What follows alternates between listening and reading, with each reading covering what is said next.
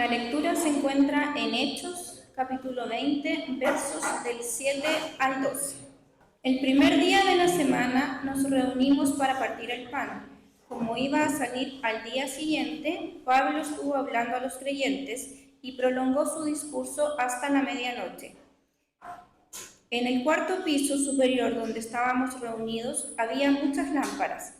Un joven llamado Eutico, que estaba sentado en una ventana, comenzó a dormirse mientras Pablo alargaba su discurso. Cuando se quedó profundamente dormido, se cayó desde el tercer piso y lo recogieron muerto. Pablo bajó, se echó sobre el joven y lo abrazó. «No se alarmen», les dijo, «está vivo». Luego volvió a subir, partió el pan y comió. Siguió hablando hasta el amanecer y entonces se fue.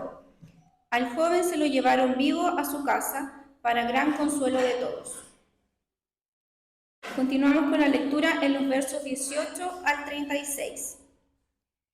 Cuando llegaron, les dijo: «Ustedes saben cómo me porté todo el tiempo que estuve con ustedes. Desde el primer día que vine a la provincia de Asia, he servido al Señor con toda humildad y con lágrimas. A pesar de haber sometido a duras pruebas por las maquinaciones de los judíos. Ustedes saben que no he vacilado en predicarles nada que les fuera de provecho, sino que les he enseñado públicamente y en las casas. A judíos y a griegos les he instado a convertirse a Dios y a creer en nuestro Señor Jesús. Y ahora tengan en cuenta que voy a Jerusalén obligado por el Espíritu, sin saber lo que allí me espera. Lo único que sé es que en todas las ciudades el Espíritu Santo me asegura que me esperan prisiones y sufrimientos. Sin embargo, considero que mi vida carece de valor para mí mismo, con tal de que termine mi carrera y lleve a cabo el servicio que me ha encomendado el Señor Jesús, que es el que de dar testimonio del Evangelio de la gracia de Dios. Escuchen, yo sé que ninguno de ustedes, entre quienes he andado predicando el reino de Dios, volverá a verme. Por tanto, hoy les declaro que soy inocente de la sangre de todos, porque sin vacilar les he proclamado todo el propósito de Dios. Tengan cuidado de sí mismos y de todo el rebaño, sobre el cual el Espíritu Santo los ha puesto como obispos para pastorear la iglesia de Dios, que Él adquirió con su propia sangre. Sé que después de mi partida entrarán en medio de ustedes lobos feroces que procurarán acabar con el rebaño. Aún de entre ustedes mismos se levantarán algunos que enseñarán falsedades para arrastrar a los discípulos que los sigan. Así que estén alerta. Recuerden que día y noche, durante 3 años, no he dejado de amonestar con lágrimas a cada uno en particular. Ahora los encomiendo a Dios y al mensaje de su gracia, mensaje que tiene poder para edificarlos y darles herencia entre todos los santificados. No he codiciado ni la plata, ni el oro, ni la ropa de nadie. Ustedes mismos saben bien que estas manos se han ocupado de mis propias necesidades y de las de mis compañeros. Con mi ejemplo les he mostrado que es preciso trabajar duro para ayudar a los necesitados, recordando las palabras del Señor Jesús. Hay más dicha en dar que en recibir. Después de decir esto, Pablo se puso de rodillas con todos ellos y oró. Hermanos, esto es palabra de Dios. Gracias. Muy bien. Hola a todos, muy buenas tardes ya. Un gusto saludarles en este día domingo. Mi nombre es Gustavo Sobarzo, para quienes no tenemos la dicha de conocernos, miembro y predicador laico acá de la Iglesia Cristo Redentor. Y el día de hoy seguiremos recorriendo el libro de Hechos, como recién leía Carolina en el capítulo 20, un capítulo bien extenso y con harto movimiento. Y pidamos al Señor que Él nos ayude a conectar esta historia de hace 2000 años con nuestras vidas hoy día, de que de eso se trata nuestra fe. Oremos. Señor, te damos muchas gracias de poder encontrarnos nuevamente, de poder tener comunión los unos con los otros, y sobre todo de poder tener esta cita contigo. Quiero pedir, Señor, que tu palabra nos inunde, nos llene y nos motive a la acción. Que me uses a mí, un pecador más, para traer, Señor, este mensaje tuyo verdadero, sin mancha y pertinente para nuestras vidas. En nombre de tu Hijo Jesús. Amén. Bueno, vemos acá este pasaje, ¿cierto? Y he titulado el sermón de hoy, Pablo viviendo como Cristo. Vamos a ver que esta historia nos relata las similitudes que hay entre Pablo y su Señor, quien es también nuestro Señor. Y me gustaría que partiéramos conectando este relato con algo que ocurre en nuestro día a día. Siempre tenemos que estar pendientes a qué es lo que está pasando en nuestro entorno. Y me parece que hacemos bien en recordar que nuestras reuniones de los domingos no son sacarnos del mundo, sino más bien conectarnos más correctamente con la realidad que nos rodea. O sea que sí, cuando encendemos la televisión, sin embargo, y especialmente durante el último tiempo, hemos estado bombardeados por los distintos medios de comunicación y redes sociales, las atrocidades que ocurren alrededor nuestro. Asesinatos, robos, portonazos, los llamados ajustes de cuenta, etc. El día lunes me tocó contemplar estos horrores más de cerca, cuando me entero que el abuelo de la estudiante que es la ayudante en mi ramo, en el curso que imparto en la universidad, fue asesinado en Maipú al momento de salir de su casa por un grupo de jóvenes que se llevaron su camioneta. Ante tales horrores y el estímulo constante de los medios de comunicación, es fácil que llenemos nuestro corazón de distintas cosas: de miedo, de horror, sentimientos de vulnerabilidad, rabia, anhelos de venganza y muchas otras ideas, algunas de ellas, creo yo, pecaminosas. A veces yo mismo me siento envuelto en estas sensaciones, en estas ideas, pensamientos. No sé si les pasa a ustedes, solamente soy yo. Pero me pregunto, ¿son esos sentires necesariamente los que un seguidor de Jesucristo debe cultivar ante esta realidad? Yo creo que sin duda la indignación ante el pecado y el lamento son parte del carácter cristiano. Pero ¿dónde termina lo permitido y dónde comienza aquello que más bien deberíamos evitar? Hay un pasaje que no está en Hechos, sino en una carta que viene un poco más adelante del Nuevo Testamento, que es la primera carta de Juan, que me ha estado acompañando durante los últimos 2 años. Y este versículo de primera de Juan 2:6, que dice: el que afirma que permanece en él debe vivir como él vivió. O como dice la versión Dios habla hoy, el que dice que está unido a Dios debe vivir como vivió Jesucristo. En el pasaje que tenemos por delante hoy, en Hechos, creo yo que podemos ver que Lucas, el autor del libro, está presentándonos a Pablo como el ejemplo de una persona que vivió como vivió Jesucristo. Y el lector o lectora atento va a darse cuenta que hay muchos paralelos entre la historia de Pablo y la historia que vemos en el Evangelio de Lucas acerca de Jesús.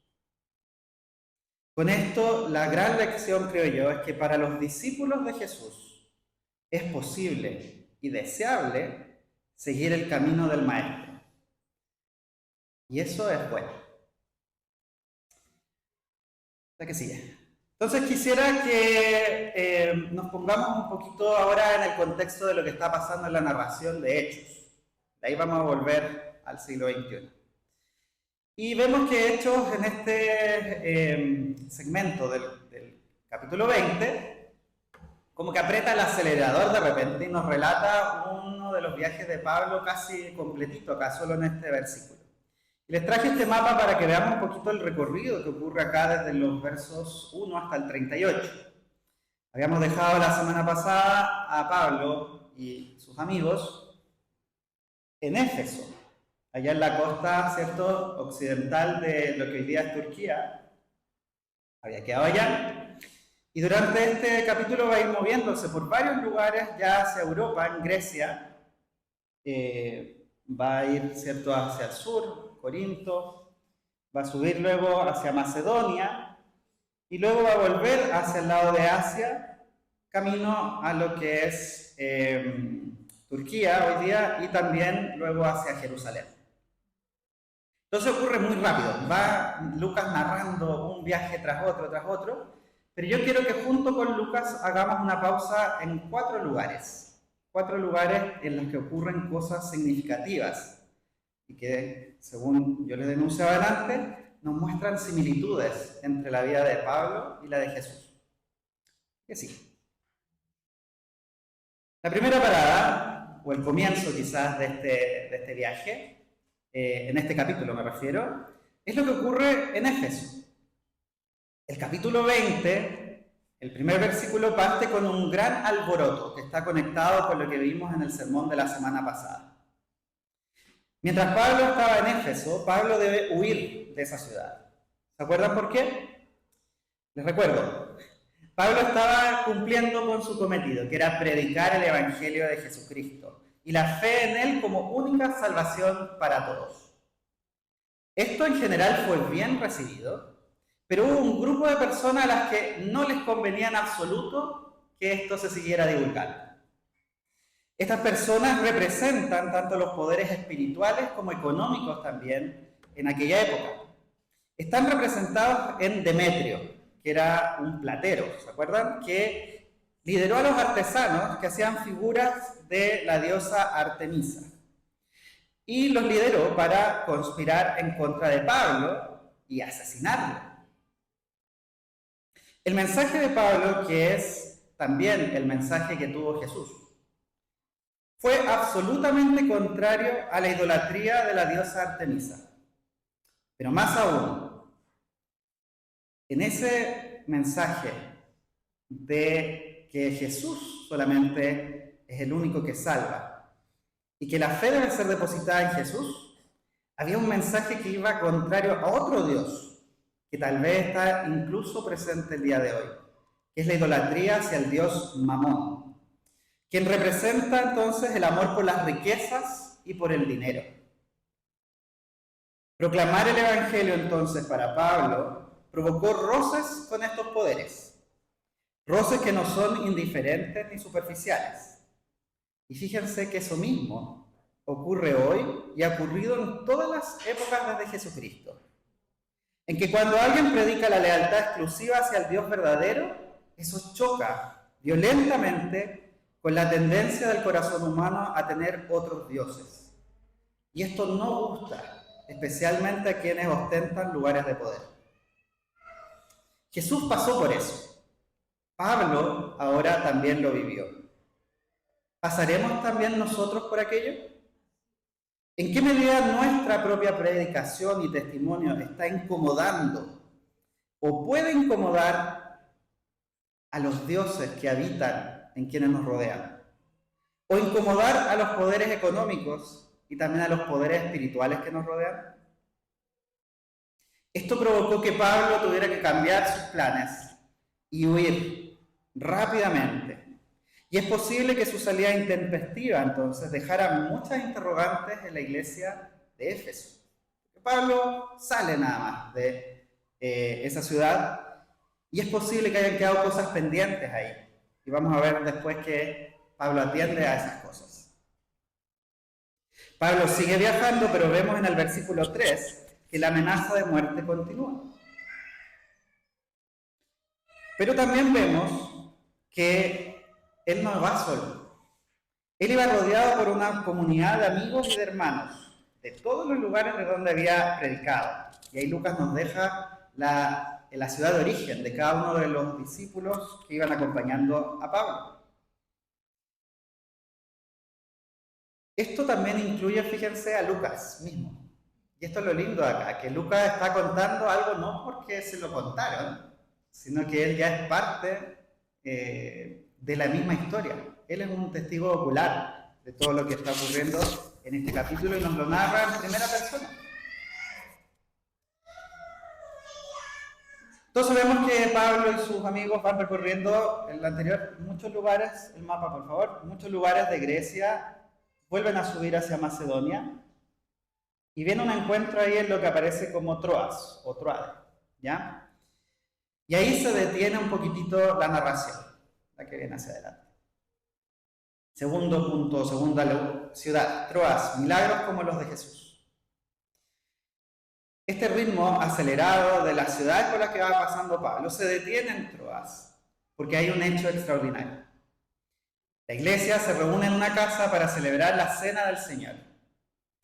Y mientras Pablo predica, y al parecer predicó un poquito largo, sumado a que había un aire enrarecido porque dice que había muchas lámparas que estaban encendidas y probablemente eso estaba consumiendo el oxígeno en el lugar, ocurre una tragedia espantosa. Eutico, un joven, y ahí los comentaristas dicen que este era un joven bastante pequeño, ¿eh? O sea, me refiero en edad. La palabra que se usa ahí en griego probablemente hace alusión a un niño casi, que era un chico entre 10 y quizá 15 o 16 años. Este joven entonces está en una ventana, se queda dormido y cae violentamente desde el tercer piso, causando su muerte. Este hecho espantoso, fíjense, ocurre en medio de un servicio cristiano. Esto nos puede recordar a nosotros que la iglesia no está fuera de tragedias y de los horrores. Pero más aún, cuando pienso en Eutico hoy día, es inevitable que se me vengan a la mente los muchos jóvenes también de nuestra ciudad, incluyendo aquellos que están perdiendo sus vidas hoy día, presos del narco, las pandillas, la oscuridad. Sin embargo, en medio de esta tragedia ocurre un milagro. Un milagro que era propio o común pensar atribuírselo a Jesucristo. Jesús resucitó a muchas personas. Pero acá, el que genera este milagro, o al que usa Dios, ¿cierto?, para actuar, es Pablo, un discípulo, uno como nosotros. Y fíjense la forma en la cual Eutico vuelve a la vida. Pablo le da un abrazo al joven muerto y declara, está vivo. Este, creo yo, es otro guiño que hace Lucas a que Pablo está siguiendo los pasos del Maestro Jesucristo. Una resurrección física, que pienso yo, es también una ilustración del poder que tiene la iglesia hoy en Cristo para traer a la vida a quienes mueren espiritualmente. A través de Pablo, Dios trajo una nueva vida a Eutico. A través de la iglesia, a través tuyo, a través mío, Dios puede traer vida nueva a muchos. Pienso en estos niños de Bangladesh que nos hablaba recién Felipe. ¿Cuánto necesitarán un abrazo que los vuelva a la vida? En tercer lugar, Mileto. Continúa entonces la narración hasta llegar a un lugar que estaba cerca de Éfeso, pero Pablo intencionalmente decide no pasar a esa ciudad nuevamente. Llega hasta Mileto y desde ahí envía a llamar a los ancianos de la iglesia de Éfeso. Y acá se registra un sermón que probablemente fueron las notas que Lucas mismo tomó mientras escuchó.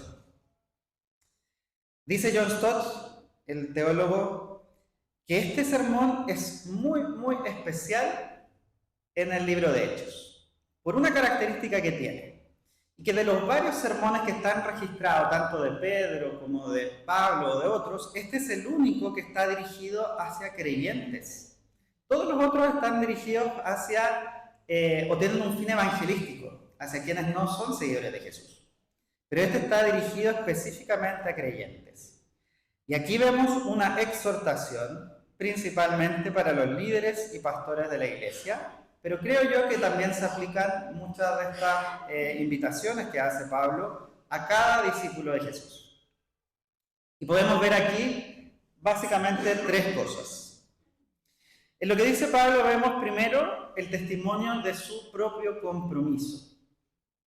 Pablo se muestra con franqueza ante sus hermanos. Les recuerda que él ha estado de una manera humilde y con lágrimas soportando toda clase de pruebas, haciendo alusión directa primero a la oposición de los judíos y probablemente después también a la oposición de los no judíos. Esto fue tal como Jesús también tuvo que soportar muchas pruebas.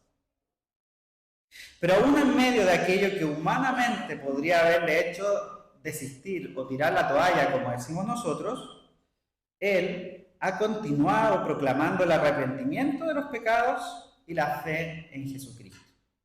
Vemos ahí entonces en el propio testimonio de Pablo, el darle a conocer a estos líderes de Éfeso: yo, pese a lo que he sufrido, he seguido con convicción haciendo lo que el Señor me ha llamado a hacer. Segundo, él explica cuál es la fuente entonces de este compromiso. Y él dice que es la obediencia al Espíritu Santo. Él les menciona que su destino ahora está en dirigirse hacia Jerusalén. Obligado, esa es la palabra que él usa, como algo que no puede resistirse, algo que va más allá de su propia voluntad, obligado por el Espíritu. No sabe para dónde va, o sea, no sabe en realidad, sabe el lugar físico a dónde va, pero no sabe muy bien a qué va a Jerusalén. Y acá, otra vez, podemos encontrar un paralelo, creo yo, intencional, entre lo que pasó con Jesús también. Jesús iba en la última semana de su ministerio y antes, ¿cierto? Un poquito antes, hacia Jerusalén igualmente, por obediencia al Padre. El versículo 24 es especial en términos de la motivación y el compromiso de Pablo. Dice así el versículo 24: sin embargo, considero que mi vida carece de valor para mí mismo, con tal de que termine mi carrera y lleve a cabo el servicio que me ha encomendado el Señor Jesús, que es el de dar testimonio del Evangelio de la gracia de Dios. Podemos ver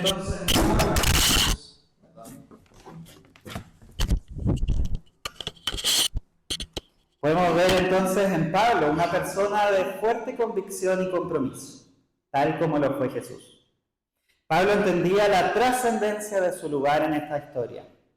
Probablemente, porque es humano, tuvo muchas luchas internas, titubeos, quizás dudas, pero pese a ellas se mantuvo firme, porque conocía a quien lo había llamado a cumplir esta tarea. ¿Tú tienes la convicción de Pablo en quién es el que te ha llamado? ¿Estás dispuesto a obedecerle aun cuando no tengas todo el panorama claro? Ayer, para quienes vinimos al retiro, tendremos muy presente esto del Shema, ¿cierto? Que repite Israel cada mañana. Recordemos que Pablo era judío. Pablo estaba repitiendo el Shema cada mañana. Y ahí yo pienso, este es el testimonio de un hombre que había comprendido lo que implica amar al Señor su Dios con todo su corazón, con toda su alma y con todas sus fuerzas. Por último, en este sermón de Pablo nos deja instrucciones específicamente hacia los líderes de la iglesia, pero también para cualquier discípulo, creo yo. Pablo deja indicaciones para que se continúe propiciando la fe en el interior de la iglesia. Se enfoca en los líderes llamados especialmente para esta labor primero. Y a ellos les deja dos indicaciones. Primero, cuidar de sí mismos. ¿Puede un pastor hacer algo más si no se cuida primero a sí mismo? Y ojo que este cuidar no es un cuídense egoístamente, no es como lo podríamos malinterpretar hoy día, es asegúrense ustedes primero y después de los demás, así de una forma egoísta, no. Sino que eso tiene que ver con que cada líder, cada hombre o mujer que está liderando en la iglesia del Señor tiene que tener una autoevaluación constante y ser vigilante de que su corazón no se esté inclinando hacia otro lado que no sea Dios. De lo contrario, todo el timón del barco se va a torcer y eso va a ser una calamidad. Segundo, les dice que cuidan del pueblo de Dios. Y este cuidar a su vez implica primero alimentarles. Alimentar al pueblo de Dios con la palabra. Cada líder, cada pastor debe alimentar a la congregación con la palabra de Dios. Segundo, pastorear. Y eso tiene que ver con acompañar también en las situaciones de la vida cotidiana. Un pastor, como se dice por ahí, debe oler a oveja. Debe estar en contacto, ¿cierto?, con la congregación y vivir la vida junto con ellos.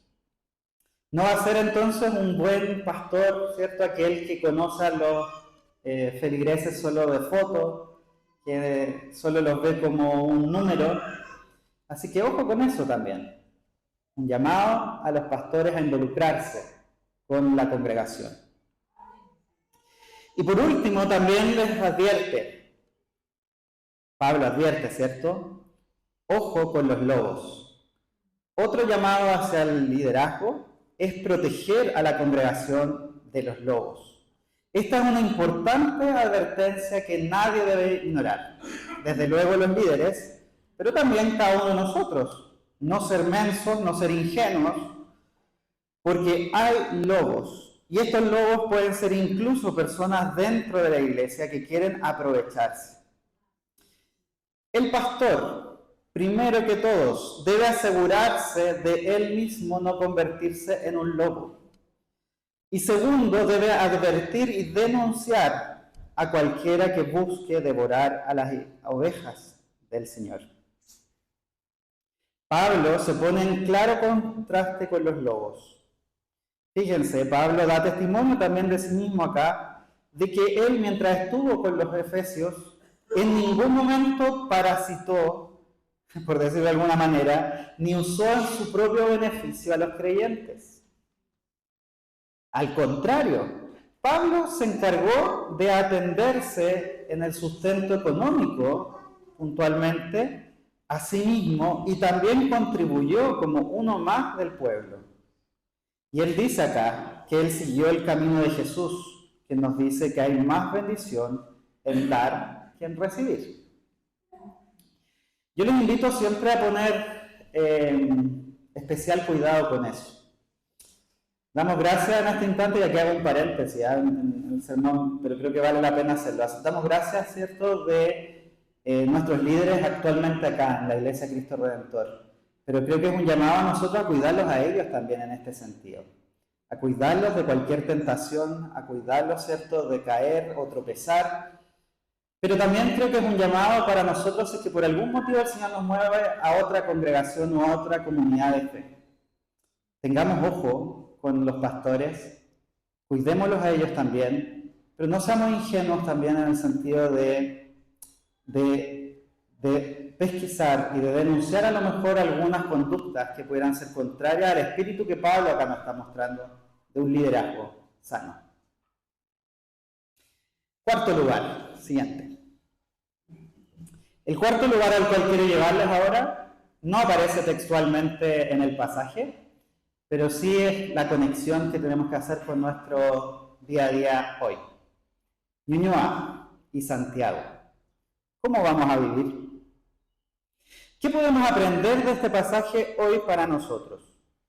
Como les decía al inicio, yo creo que la historia de Pablo, relatada por Lucas, un testigo ocular de lo que estuvo pasando acá, nos recuerda que cada creyente está llamado a vivir como Jesucristo vivió, a amar como Jesús amó, a saberse amado por el Padre como lo hizo Jesús, a perdonar como Jesús perdonó, a abrazar como abrazó Jesús y a ser astuto como Jesús lo fue. Este pasaje nos da varias instrucciones específicas para quienes han sido llamados al ministerio como pastores y siervos dentro de su iglesia. Pero es también una invitación para que cada discípulo y discípula esté llamado a ser y a hacer discípulos. Queridos, pensemos, ¿qué tanto nos estamos pareciendo a Jesús en nuestra forma de ser, en nuestra forma de interactuar con los otros, en nuestra forma de reaccionar ante lo que pasa alrededor nuestro? No solo en nuestra familia, sino en toda nuestra sociedad. Volviendo al contexto que yo les ponía al inicio, de lo que pasa cuando abrimos el portal de noticias, prendemos la tele, las redes sociales. Hoy en Chile hay muchas ideas de cómo solucionar el tema de la violencia y la delincuencia y el narcotráfico. Por una parte, hay quienes están más hacia el lado de endurecer el rigor de la ley, que quieren leyes más duras y más cárceles para todos los que transgreden. Por otro lado, hay quienes son mucho más permisivos y piensan que todo esto es un drama social que se resolverá simplemente con más y mejores oportunidades para todos. Yo creo que quizá ambos lados de sus matices tienen algo de razón. Sin embargo, hay algo que yo estoy muy convencido.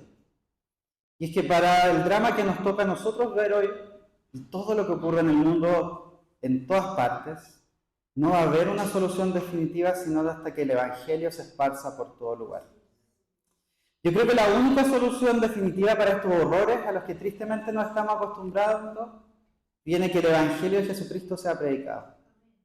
Pero para que eso suceda, los creyentes tenemos que vencer nuestros propios temores y suspicacias y disponernos como lo hizo Pablo, a caminar como el Señor Jesucristo caminó. Yo creo que el Señor nos ayude con esto, que la iglesia de Jesús crezca y avance con el Evangelio, especialmente en los lugares con más necesidad. Y que la iglesia se atreva a abrazar a los chicos, a los más jóvenes, a las niñas, a los niños que están muertos espiritualmente, que como auticos vuelvan a vivir. Y que celebremos la cena del Señor como una gran fiesta de resurrección colectiva, con esperanza en lo que va a ocurrir. Oremos.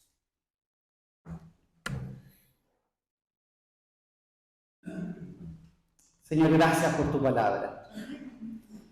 Gracias por estas historias que Lucas registró. Gracias por el ejemplo que nos das en Pablo como alguien que se atrevió a entregar su vida completa por ti. Alguien que tuvo también sensibilidad de su contexto. Alguien que no tuvo cobardía para predicar tu evangelio. Alguien que desafió y que, aunque haya tenido temor en algunos momentos, fue obediente hasta el final. Gracias, Señor, porque Él nos refleja a Jesús. Y te pedimos, Señor, con toda humildad, que tú nos ayudes a cada uno de nosotros a reflejar algo de tu carácter a quienes nos rodean. A que Ñuñoa, a que Santiago, Señor, sea bendecido, porque vemos muchos pequeños Jesuses caminando por ahí. Gente que está caída, pero que ha sido redimida por ti, y que con el poder de tu Espíritu Santo puede traer algo de luz al contexto en el que tú nos pones.